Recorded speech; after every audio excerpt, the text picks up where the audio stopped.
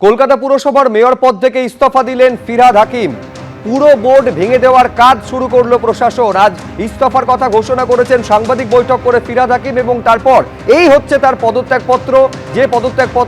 যে পদত্যাগপত্র তিনি চেয়ারপারসন মালা রায়কে পাঠিয়েছেন এবং তারপরই পুরো বোর্ড ভাঙার প্রস্তুতি শুরু করে দিল কলকাতা পুরসভা। ফলে প্রশ্ন উঠতে শুরু করলো যে কলকাতা পুরসভাতেও তাহলে কি প্রশাসক বসতে চলেছে?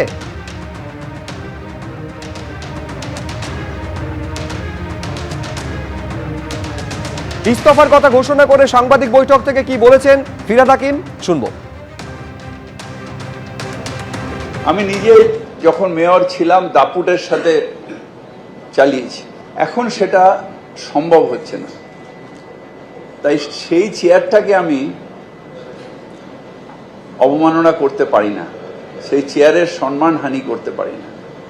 চেয়ার ধরে বসে রইলাম, ঢাল নেই তলোয়ার নেই নিধিরাম সর্দার, সেই মানুষগুলো যারা হয়তো আমার থেকেও বেশি দাপুটে ওই মেয়রের চেয়ার চালিয়ে গেছেন, তাদের প্রতি অসম্মান হবে।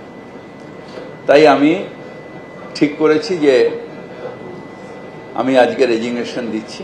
অনেকে ক্রিটিসাইজ করবেন, অনেকে অনেক কিছু বলবেন, কিন্তু স্বচ্ছভাবে পৌরসভা চালানো এবং মানুষের প্রত্যাশা পূরণ করা, এটাই কাজ। নতুন সরকারের কাছে, মুখ্যমন্ত্রীর কাছে আমার আবেদন, মানুষের প্রত্যাশা পূরণ করা। আমি এই চেয়ার আজকে খালি করে দেব।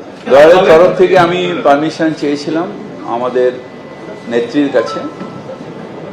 তিনি কয়েকদিন আগে আমায় বললেন যে সসম্মানে, আমি বলি আমি সসম্মানে চলে যেতে চাই, তার কারণ এই চেয়ারে বসে যে কাজটা আমি করেছি এখন চেয়ারের অমর্যাদা হচ্ছে।